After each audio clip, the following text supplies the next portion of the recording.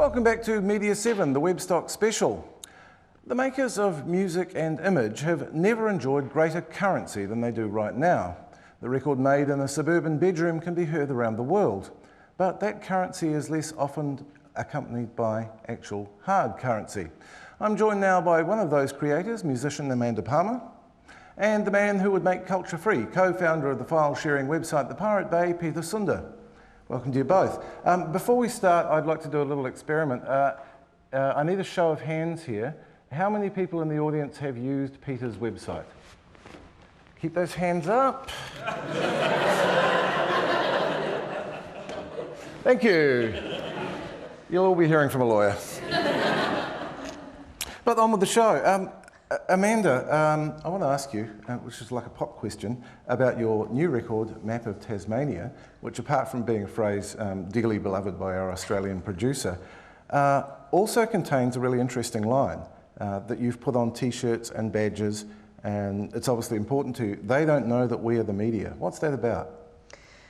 Well, I mean, that song itself has a weird little story, which is I wrote it in 10 minutes in Hobart, Tasmania, right before a show, kind of as a joke, because I had only learned that day what Map of Tasmania meant, and I thought, what a great lyric for a song. And I think, you know, when I was thinking about what I could write about that would actually make the song funny, one of the things that's really kind of disturbing nowadays is that there are, at least in the States, there are like 11, 12, 13-year-old girls, you know, going out and demanding Brazilian waxes because they think they have to. And that's strangely in contrast to the fact that you can get any information you want now from anybody, and you don't need to listen to the mass media because there are so many other channels. And it seems ironic to me that in an era of such free information, something like that, a feminist issue like that, is going downhill and not uphill. And that brings up an interesting question. And as far as musicians are concerned, you know, they're providing their own media directly to their fans nowadays. You don't have to go, you know, all the way to the top and then back down to the people through the major labels and the television and the radio and whatnot. And you're someone who is particularly good at that. You're good at Twitter, aren't you?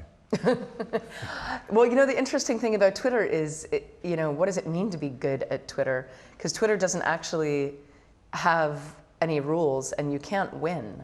You know, it's not a game that you win or lose. The question is it serving your own personal needs? And, you know, the way I use it, you know, for work, and I mostly use Twitter for work, if you could call it that, is very different from the way Peter might use it, or you might use it, or someone who hates their job at their local cafe might use it. And so there's, you know, the ongoing theme I see, especially here at Webstock, is, you know, we have all these tools. There are no rules about how you use them. The question is, can they serve you, and are they serving the greater good? Do you think being able to use them well is now part of the skill set of being an artist, that there has to be someone in the band who's good at social media? Oh yeah, absolutely. And it's really interesting to see where that responsibility lies. But that's always been true. The dynamics of a band have often been that there's, you know, there's 4 band members, and, you know, you've got your Keith Richards and you've got your Mick Jagger, and one of them, like, you know, has that like degree in business and accounting, and it's like, we really need to do this and this and this. And, you know, the other one's really good at, you know, Tetrising all of the gear into the back of the van or whatever. Like, there's always a hopefully in a successful band, a good distribution of work. And there often is that one person in the band who is good at the web stuff. But it's really disheartening to see a band where, you know, clearly nobody cares about that or is good at it or wants to do it, but someone in management or at the label has said, you guys have to blog. You know, clearly it's the future, like, you must blog and you must have a Twitter. And you see these kind of like feeble, uninspired attempts on the parts of bands we have to communicate with our fans. But that stuff comes across as so disingenuous that it doesn't actually serve the band or the label or the people who are instigating it at all. Is it in any way akin to being on stage? Because it seems like you're projecting Amanda Palmer pretty much every waking hour. Yeah, that's actually like a kind of a conflicted question I always have, because, you know, are you performing yourself when you're blogging and twittering and constantly communicating with your fans, and then where do you draw the line between your real life and your life as a performer or your life as a business person?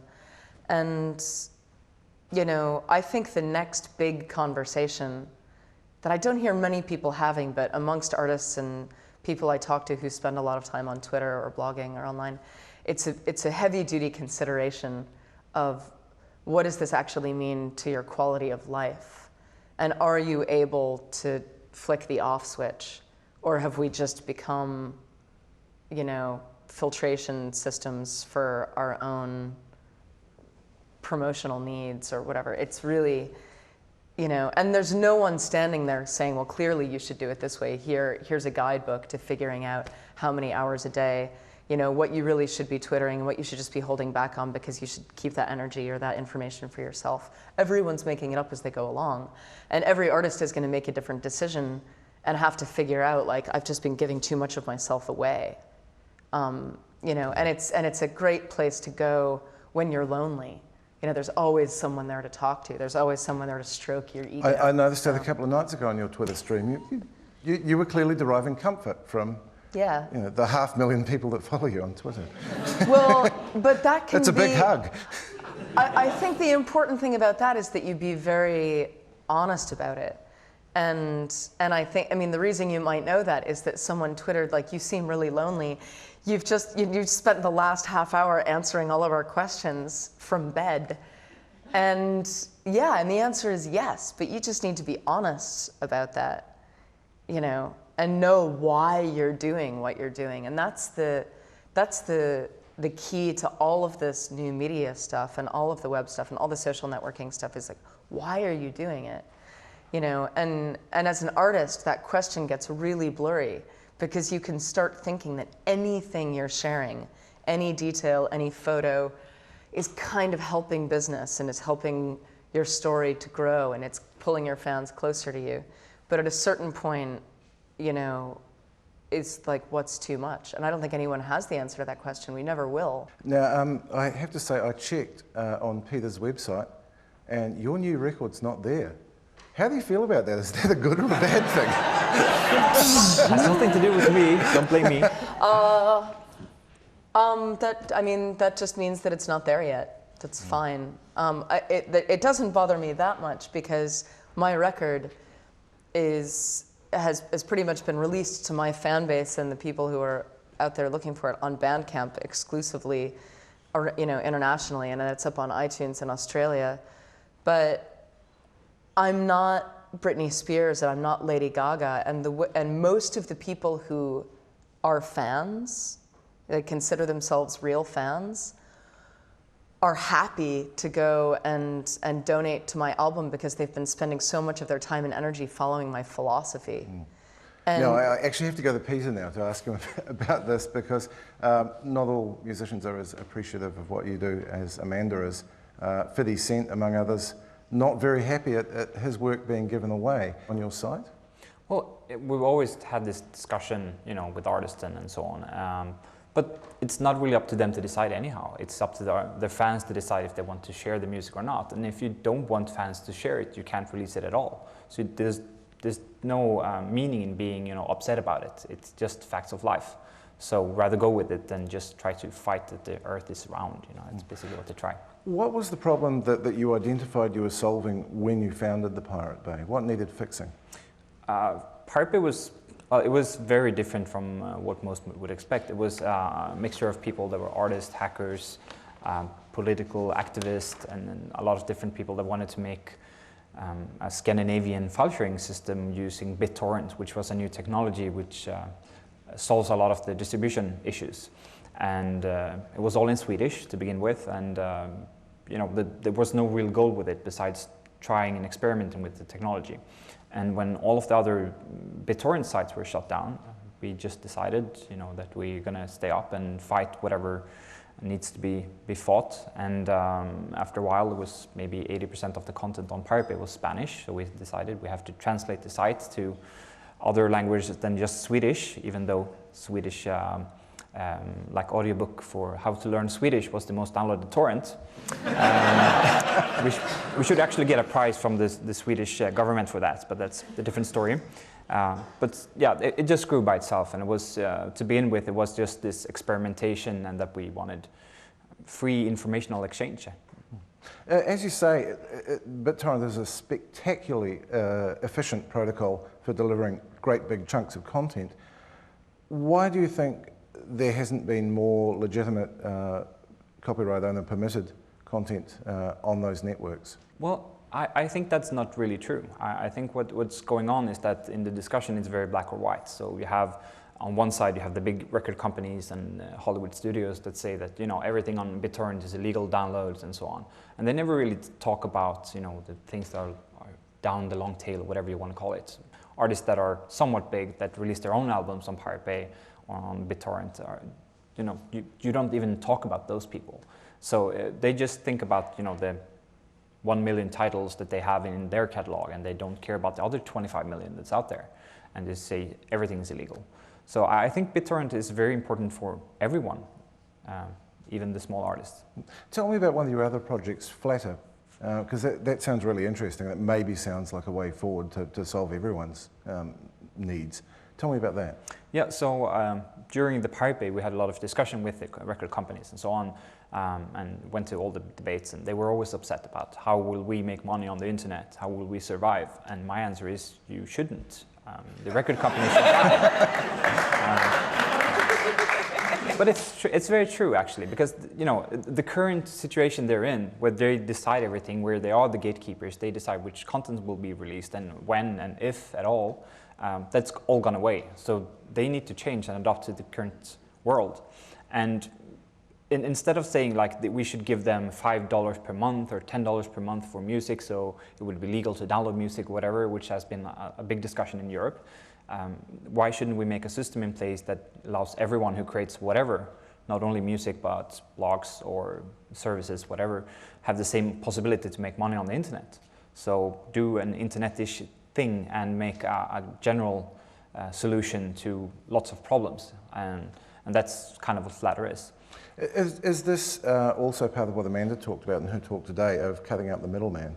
Yeah, and she, you know, she got a question before about what she would see in the near future on the web, what kind of web app she wants, and it's some sort of currency, and she was describing Flatter, and so I hope she starts using it.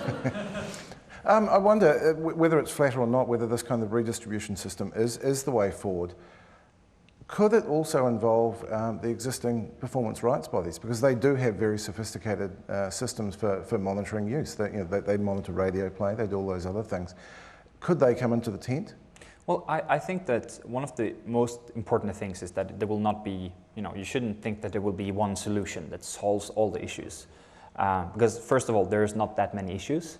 And, you know, most people make a lot of more money than they did before. It's just in different ways. And not all solutions fit everything. So if there's 100 people out there doing 100 different things, you have to have 100 different solutions, or maybe you have to have 500 you can use. So I think Flatter is one thing, normal donations and all of that is one thing, selling content, which, you know, builds on scarcity, that things only exist in a certain amount of copies, like physical copies, is also a way forward, and it's the current model as well. So I think that there isn't that big of a problem, really. We just have to look at it as, you know, a possibility. Amanda, just before we go, I think most people have some kind of moral line about how they do file sharing. Some people don't download movies, only TV programs. Some people don't download music, and we all fancy that there is virtue in that. Do you have any view on that? I mean, for instance, is it okay, in your view, for someone to come along, download an artist's entire catalogue in one torrent and walk away? Because that sounds like it's the opposite of the kind of engagement that you appreciate from your fans. Actually, no, because if someone wants to take the time and energy to download my entire discography, which may just be searching it and clicking a button and grabbing it all, I'd rather they do that than they didn't and did nothing. And you never know where that is going to lead. And so if someone downloads my entire discography and only ever listens to 3 of the songs, but likes one of them, is playing it when their friend walks through the room, and that friend says, "Who's that?" "No, it's that chick from the Dresden Dolls, Amanda Palmer." And that person then goes and searches something, and they download something for free. You never know how that's going to proliferate. And somewhere, at some point, it's going to lead to a t-shirt sale or a concert ticket sale, or it's going to add to the general story. So it's never a bad thing. You'll make it back on the merch. Amanda Palmer and Peter Sunder, thank you very much. After the break, the web's wondrous tools and how they shape our behaviour.